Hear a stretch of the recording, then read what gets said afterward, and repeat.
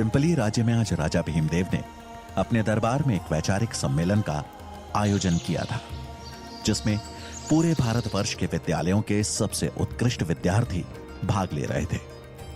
भाग ले रहे सभी छात्रों के लिए दान दक्षिणा थी और जीतने वाले उम्मीदवार के लिए थी राजा के मंत्रिमंडल में मंत्री पद की कुर्सी। इस सम्मेलन में तक्षशिला का प्रतिनिधित्व कर रहे थे वहां के सबसे होनहार छात्र चाणक्य। राजा के महामंत्री कृष्ण स्वामी सभी प्रतिभागियों से एक एक कर देश के समाज के हित के बारे में प्रश्न पूछ रहे थे, लेकिन अब तक एक भी प्रतिभागी ऐसा नहीं मिला था जो उनके प्रश्नों का संतुष्टिजनक उत्तर दे सके। और अब बारी आई चाणक्य की। उन्होंने राजा और पूरे मंत्रिमंडल को नमन कर अपना परिचय दिया। मैं चाणक्य पुत्र चाणक्य इस सम्मेलन में अपने महान विद्यालय तक्षशिला का प्रतिनिधि बनकर आया हूं। अब मैं कुछ प्रश्न आपसे भी पूछूंगा।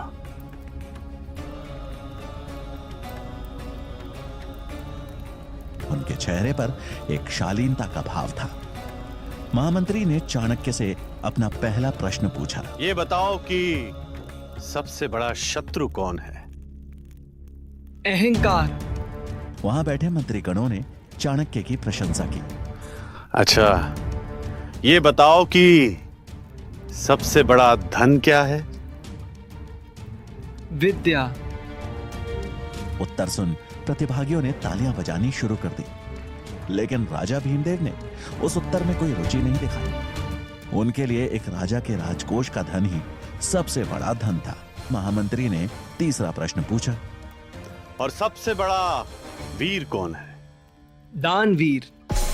चाणक्य का यह उत्तर राजा भीमदेव को चुभ गया। उन्हें लगा मानो चाणक्य उनकी संपन्नता, उनकी वीरता का उपहास कर रहा हो।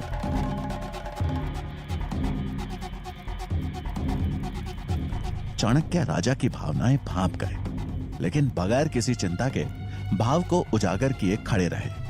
वहां बैठे प्रतिभागी और मंत्रिमंडल ने जब राजा को देखा तो वो सहम गए। महामंत्री अगला प्रश्न पूछने ही वाले थे कि राजा भीमदेव ने उन्हें रोक दिया।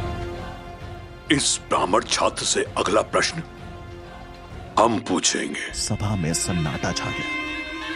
सब जानते थे कि अब चाणक्य की खैर नहीं, पर चाणक्य शांत मुद्रा में खड़े रहे। बताओ बालक, शास्त्र बड़े या राजा? शास्त्र ही साम्राज्य की नींव रखते हैं और साम्राज्य राजा की। यह सुन राजा भीमदेव से रहा नहीं गया और वो अपनी राजगद्दी से उठ भरे दरबार में चिल्लाते हुए बोले, शास्त्र नहीं, एक राजा सबसे बड़ा होता है मूर्ख। क्या सिखा रहा है तुम्हें तक्षशिला? इतना भी नहीं जानते कि अगर राजा नहीं होता तो प्रजा नहीं होती, और बिना प्रजा के तुम्हारे इन शास्त्रों का कोई मोल नहीं है। राजा जब में थे, चाणक्य ने उतने ही शांत स्वर में कहा, क्षमा कीजिएगा महाराज, लेकिन आप सिर्फ जनता के हैं। जनता हैं, इसलिए आप हैं। ये सुन भीमदेव की आंखें गुस्से में लाल हो गई। उन्होंने तलवार के मूठ पर हाथ रखते हुए कहा, अब तुझ जैसा साधारण छात्र मुझे बताएगा कि मेरा अस्तित्व सिर्फ प्रजा की वजह से है? अपनी सीमाएं मत भूल। तू खुद एक भिखारी है जो यहां दान लेने आया है। चाणक्य को यह बात चुभ गई। राजा ने सिर्फ उनका ही नहीं बल्कि तक्षशिला का भी अपमान किया था। उन्होंने राजा की ओर देख हाथ जोड़े और उनकी आंखों में आंखें डाल कहा, महाराज, शिक्षा को पूजने वाला छात्र साधारण नहीं होता। वो एक दिन शिक्षक बन निर्माण करता है इस समाज का। वो अगर किसी को बना सकता है तो मिटा भी सकता है। और रही बात दान की, तो मैं तक्षशिला से यहां दान लेने नहीं आया था महाराज।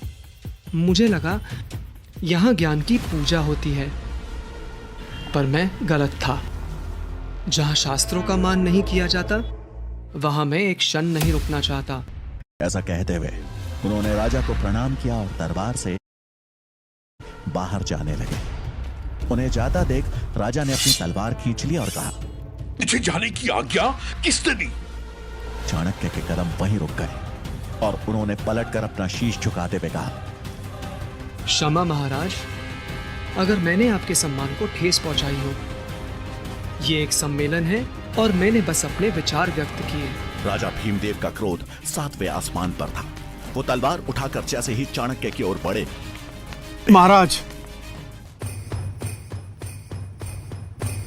आप तो दयावान हैं, ब्राह्मणों का आदर करना जानते हैं। इस बालक की ब्रह्म हत्या का पाप अपने सिर पर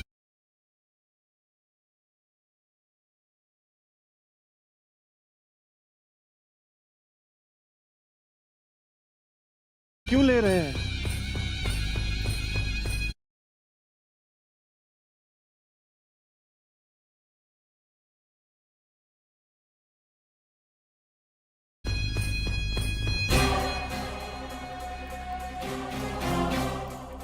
और एक बात गांठ बांध लो, अगर यही आचरण रहा तो जिस शिखा का तुम दम भर रहे हो ना, एक दिन ना तो वो रहेगी और ना ही उस शिखा को धारण करने वाला शीश।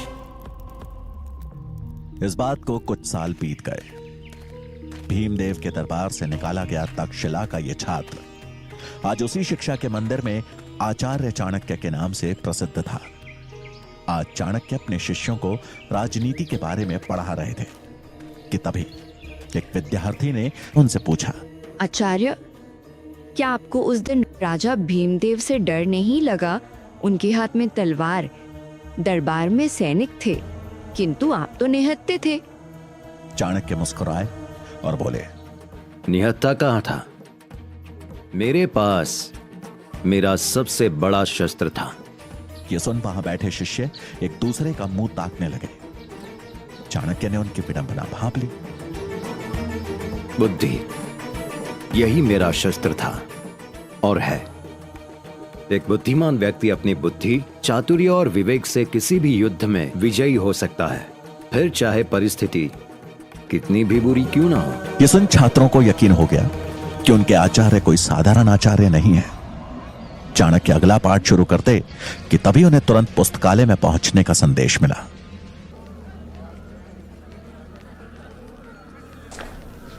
पुस्तकालय पहुंच चाणक्य को वहां आए एक संदेशवाहक से पता चला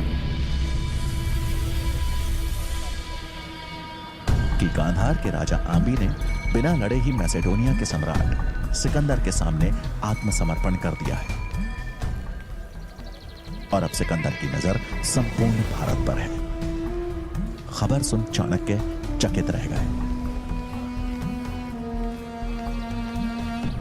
और कुछ सोचते हुए वहां उपस्थित आचार्यों से बोले, इसका मतलब तो ये हुआ कि सिकंदर कभी भी भारत पहुंच सकता है।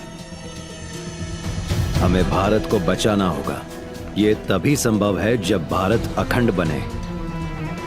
मुझे शीघ्र ही ये बात मगध के महाराज धनानंद तक पहुंचानी होगी।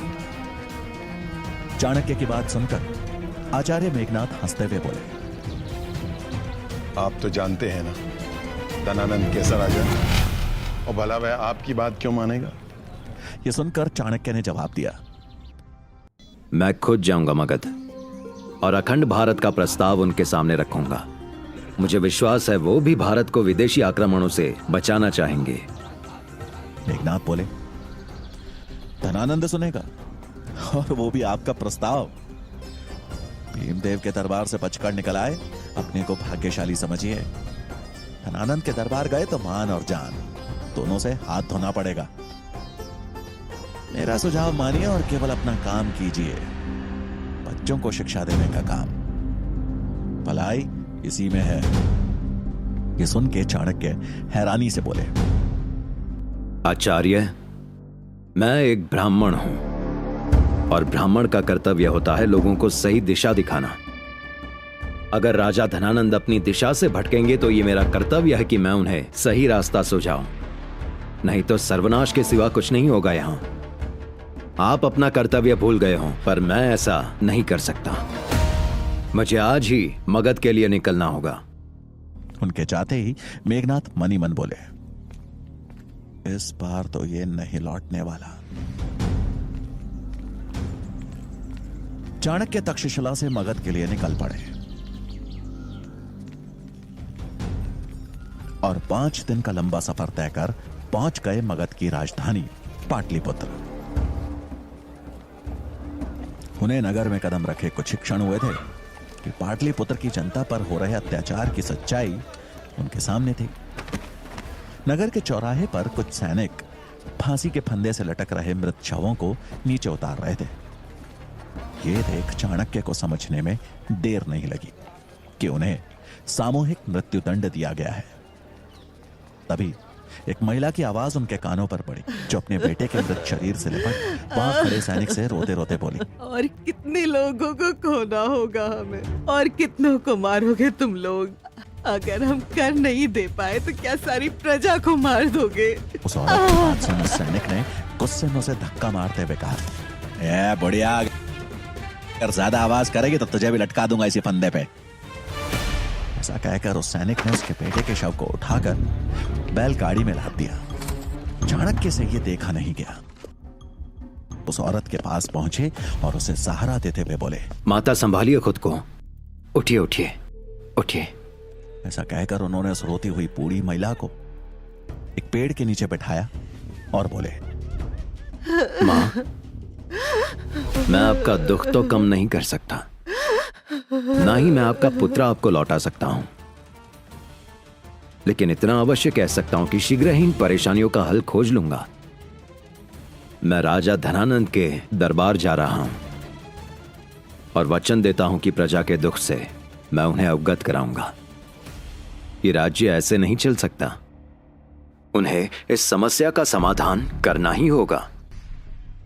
चाणक्य की बात सुन उस औरत ने आंखों में आंसू लिए ममता भरी नजरों से उनकी ओर देखा और बोली, आज पहली बार तुझे देख ऐसा लग रहा है जैसे मगध का हृदय अभी भी धड़क रहा है। तूने इतना कह दिया, वही मेरे लिए बहुत है। परंतु वचन मत देना, तुम्हारे अंदर बहुत करुणा है बेटा, परंतु जिसके पास जा रहे हो उसका लहुआ पानी बन चुका है। अपने अनुभव से कह रही हूँ बेटा, तुम्हें देने के लिए मेरे पास कुछ है तो सिर्फ मेरा आशीर्वाद है बेटा। चाणक्य ने उनके पांव छुए और कहा, मुझे आपसे बस यही चाहिए था मां, आशीर्वाद दीजिए। उस औरत ने उनके सिर पर हाथ फेरा और चाणक्य दृढ़ संकल्प लिए चल दिए राजमहल की ओर।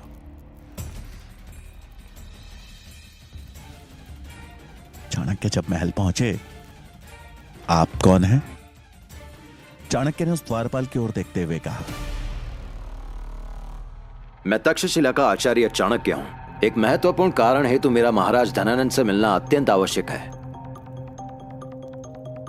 अभी महाराज व्यस्त हैं, आप यहीं प्रतीक्षा करिए, मैं महाराज को संदेश भिजवाता हूं। ये सुन चाणक्य वहीं पास में एक स्थान देखकर बैठ गए और राजा के संदेश मिलने की प्रतीक्षा करने लगे। उन्हें प्रतीक्षा करते करते शाम हो गई। वो जब भी द्वारपाल से राजा के बारे में पूछते तो उसका एक ही जवाब होता कि अभी राजा व्यस्त है। चाणक्य को समझ में आ गया कि अब सीधे हाथ से घी नहीं निकलने वाला, उंगली टेढ़ी करनी ही पड़ेगी। थोड़ी देर बाद उनकी नजर कुछ रसोइयों पर पड़ी जो कि महल के पीछे वाले रास्ते से अंदर जा रहे थे। चाणक्य को उनका मौका मिल गया था। उन्होंने अपना भेष बदला और उन रसोइयों की टोली में शामिल हो महल के अंदर प्रवेश कर गए। पहुंचना अभी भी आसान नहीं दिख रहा था, क्योंकि अंदर एक द्वार पे खड़े कुछ सैनिकों ने सबसे आगे चल रहे रसोइयों को रोककर पूछा, कितने आदमी? आज भी 10 लोग हैं। ये सुन एक सैनिक ने गिनती शुरू कर दी कि तभी चाणक्य का दिमाग तेजी से चलना शुरू हुआ। उन्हें जल्दी उपाय ढूंढना था, नहीं तो वो पकड़े जाते। जिस तीव्रता से उनका दिमाग चल रहा था, उसी तेजी से उनकी नजरें भी घूम रही थी। इधर सैनिक की गिनती 6 तक पहुंच चुकी थी। तभी चाणक्य की नजर सामने रखे फूलदान पर पड़ी और उन्होंने चालाकी से उस फूलदान को गिरा दिया। ये देख कतार में खड़े रसोइये उस फूलदान को उठाने के लिए एक साथ झुंड में हो गए। सैनिक की गिनती बीच में रुक गई और इसी मौके का फायदा उठा चाणक्य ने वहां से अपना रास्ता बदल लिया और निकल गए राजदरबार की खोज में। वो एक जगह रुक वापस अपने भेष में आए और कुछ ही देर में वो राजदरबार के अंदर थे। लेकिन ये क्या, राजदरबार में कोई राजसभा नहीं, बल्कि बाहर से आई सुंदरियों का नृत्य चल रहा था। धनानंद नशे में चूर सुंदरियों के नृत्य का आनंद ले रहा था।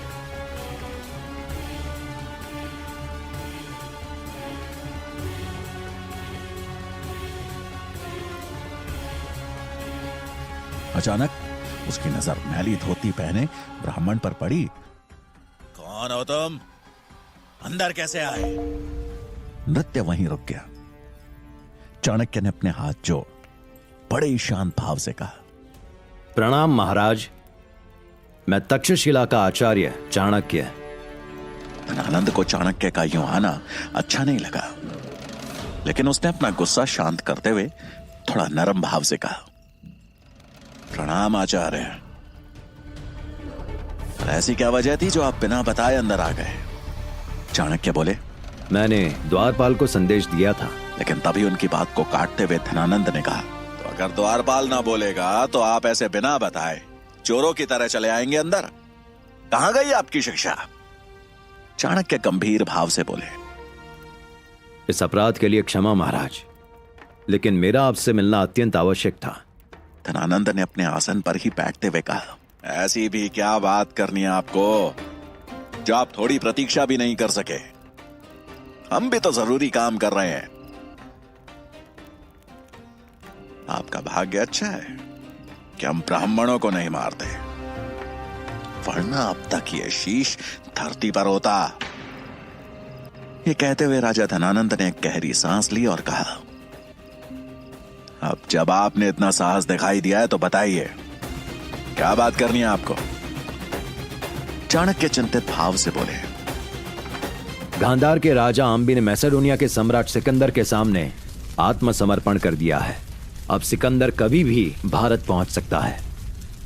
उसे रोकने के लिए हमें अखंड भारत का निर्माण करना होगा, और मैं इसी विषय पर चर्चा करने आया हूं महाराज। तभी धनानंद ने चाणक्य को अपने पास आने का इशारा करते हुए कहा, आपको चर्चा करनी है ना, तो यहां पास में आकर कीजिए चर्चा। चाणक्य असमंजस में थे, लेकिन राजा की आज्ञा का पालन कर पहुंच गए उनके पास। चाणक्य के पास आते ही धनानंद ने कहा, अपने घुटनों पे बैठ जाइए।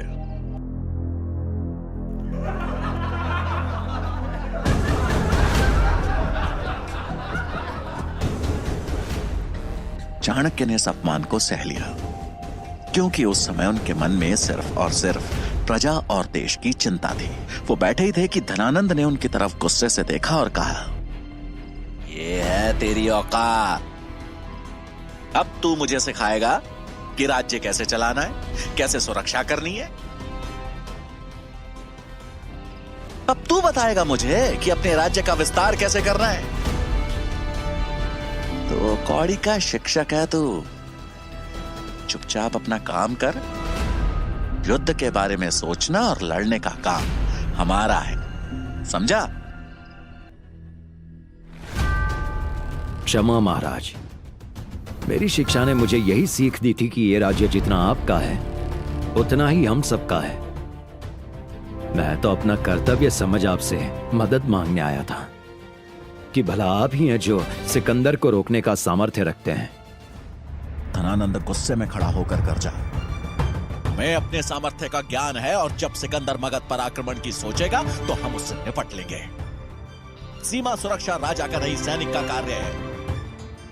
अब इससे पहले कि हम भूल जाएं कि तुम एक ब्राह्मण हो, जिस गति से आए थे उसी गति से बाहर निकल जाओ। चाणक्य ये अपमान सह नहीं पाए और धनानंद की आंखों में आंखें डालकर बोले, निकल जाऊंगा महाराज, परंतु अगर आप अपना कर्तव्य निभा रहे होते तो ब्राह्मण को तक्षशिला से चलकर यहां आना ही नहीं पड़ता। राजा का कर्तव्य दुर्बलों की रक्षा करना है, ना कि उन पर अत्याचार करना। और मगध की दशा देख मुझे इतना आभास तो हो गया है कि हम शीघ्र ही संपूर्ण भारत सिकंदर को भेंट स्वरूप दे बैठेंगे। यह सुनते ही धनानंद का पारा आसमान चढ़ गया और उसने चाणक्य को जोर से लात मार के नीचे गिरा दिया।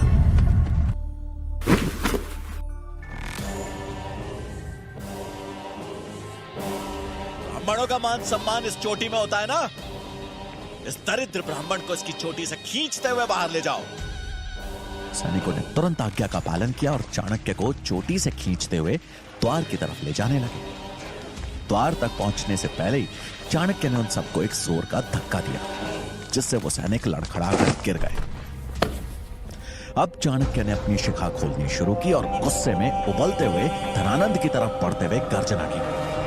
धनानंद, मुझसे भूल हो गई कि मैं तुझ जैसे पापी से यह उम्मीद लगा बैठा कि तू बचाएगा इस देश को।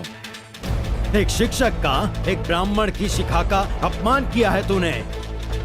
इस शिखा की सौगंध मैं चणक पुत्र चाणक्य, तक्षशिला का आचार्य, आज यह प्रण लेता हूं कि जब तक तेरा और तेरे इस नंदवंश का सर्वनाश कर मगध की राजगद्दी पर एक योग्य राजा ना बिठा दूं, मैं ये शिखा नहीं बांधूंगा। धनानंद उनकी बात सुन गुस्से से लाल हो गया और उसने अपने सैनिकों को आदेश दिया, अगर ये ब्राह्मण फिर से इस राज्य के आसपास भी दिखा तो इसका सर कलम करके बीच बाजार में लटका देना। धनानंद से मिले अपमान के बाद चाणक्य ने उसे दिन मगध छोड़ दिया। तक्षशिला की तरफ बढ़ते हुए जब वो जंगल से होकर जाने वाले मार्ग पर चल रहे थे,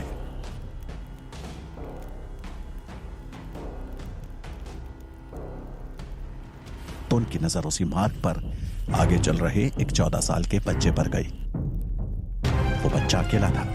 वो दिखने में पतला था, लेकिन उसका शरीर फुर्तीला था। उस बच्चे ने एक मैली सी टोपी पहनी थी। उसकी कमर में एक गुलेल लटकी थी। वो बच्चा शिकार पर निकले किसी चीते की तरह घात लगाए धीमे धीमे आगे बढ़ रहा था। उसे देख चाणक्य को उत्सुकता हुई और उन्होंने मनी मन कहा, ये बच्चा इस सुनसान जंगल में क्या कर रहा है? अब चाणक्य भी धीमे पांव उस बच्चे के पीछे पीछे चलने लगे। तभी उन्होंने देखा कि वो लड़का 2 लोगों का पीछा कर रहा है। कुछ दूर पीछे चलने के बाद चाणक्य ने देखा कि वो बालक जिन 2 लोगों का पीछा कर रहा है, वो भी एक अकेले चल रहे यात्री का पीछा कर रहे हैं। ये देख चाणक्य को समझने में देर नहीं लगी कि वो दोनों लोग लुटेरे थे और अपने आगे चल रहे यात्री को लूटने की मंशा से उसका पीछा कर रहे थे। लेकिन तभी वो बच्चा हवा के झोंके की तरह गायब हो गया। ये देख चाणक्य अचंभित हुए और इससे पहले कि वो कुछ समझ पाते, उन लुटेरों ने अपनी कमर से कटार निकालते हुए उस आदमी पे हमला कर दिया। चाणक्य उन लुटेरों को रोकने के लिए आगे बढ़े थे कि तभी उन लुटेरों पे किसी ने गुलेल से हमला किया और वो तुरंत ही जमीन पे गिरकर मूर्छित हो गए। हैरान हो चाणक्य ने जब नजर दौड़ाई तो सामने पेड़ पे बैठा वो बालक दिखा। उसके हाथ में गुलेल दिखी। छलांग मारकर वो बालक पेड़ से नीचे उतरा और उस यात्री के पास पहुंचकर बोला, आप ठीक तो हैं? आपको चोट तो नहीं आई? वो आदमी अपने सामने खड़े इतने छोटे बच्चे की बहादुरी देख अचंभित था। उसने उस बच्चे का धन्यवाद करते हुए कहा, तुमने आज मुझे सही समय पर बचा लिया, नहीं तो ये लोग तो मेरी जान ही ले लेते हैं। उसकी बात सुन वो बच्चा बोला, अरे नहीं, ये लोग आपकी जान नहीं लेते, केवल आपको लूटकर यहाँ से चले जाते। परंतु आप सुरक्षित हैं, आप यहाँ से जा सकते हैं। उस यात्री ने अपना सामान समेटा और आगे बढ़ गया। चाणक्य वहीं खड़े हो सब देख और सुन रहे थे और फिर उनकी नजर उन लुटेरों पे गई जो अभी भी जमीन पर मूर्छित पड़े थे। बच्चे की नजर जब चाणक्य से मिली तो उसने उनके चेहरे के भाव को पढ़ते हुए तुरंत कहा, चिंता मत कीजिए, ये दोनों कुछ समय बाद उठ जाएंगे और तब तक वो यात्री भी कहीं दूर निकल चुके होंगे। ये बोलकर वो बच्चा जाने लगा तो चाणक्य ने उससे पूछा, तुम इतने विश्वास से कैसे कह सकते हो कि इन्हें कुछ नहीं हुआ? बच्चा बोला, क्योंकि मैंने उन्हें एक ऐसी जगह मारा है जहाँ पे वो केवल मूर्छित हुए हैं, उन्हें चोट नहीं आई है। उसने फिर उन लुटेरों की तरफ देखते हुए कहा, ये दोनों भी अपनी परिस्थितियों से विवश हैं, परंतु इसका मतलब ये तो नहीं कि चोरी करें। मेरे लिए वो यात्री और ये दोनों चोर एक समान हैं। चाणक्य उस छोटे से बच्चे की बात सुन के मंत्रमुग्ध हो गए और बोले, नाम क्या है तुम्हारा? बच्चे ने उत्तर दिया, चंद्रगुप्त। चाणक्य ने बच्चे के सिर पे हाथ रखा और मन ही मन बोले, मगध का भविष्य दिख रहा है मुझे। एक राजा में दया और वीरता का संतुलन होना चाहिए।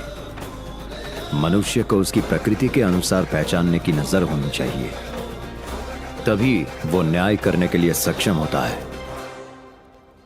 धनानंद, तू राजा का कर्तव्य ही नहीं भूला, बल्कि अपने अहंकार में मगध की मिट्टी को भी कलंकित कर चुका है। लेकिन आज और अभी से इस कलंक को मिटाने की प्रक्रिया शुरू हो चुकी है। अब समय नहीं है तेरे पास धनानंद। बहुत जल्द तेरा लहू सिंचित करेगा मगध की पावन भूमि को। मेरी खोज आज पूरी हो गई है। मिल गया है मुझे मगध सम्राट। मगध की राजगद्दी पर अब चंद्रगुप्त बैठेगा और उसे इस राजगद्दी तक पहुंचाऊंगा मैं।